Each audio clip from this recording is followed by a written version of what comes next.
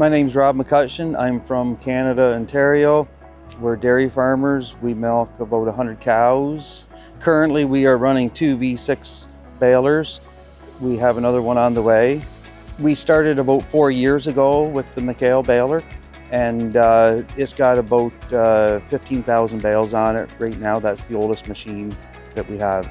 Our local dealer started dealing in McHale's, so we thought we would give them a shot, and yeah, hands down, it's been by far the best baler we own. Definitely the serviceability of the McHale is fantastic. Right down from the greasing banks to loading the net wrap, everything is very handy, and it's a very smooth baler to run. When baling with the McHale, the amount of feed that it can take in is really second to none. The speed you can go and the way it handles the crop is great. The weight of the bales are unbelievable. They are extremely heavy, processed perfectly. I deal with Tim at Milestones and Millbank, and they have been an excellent dealer, great support.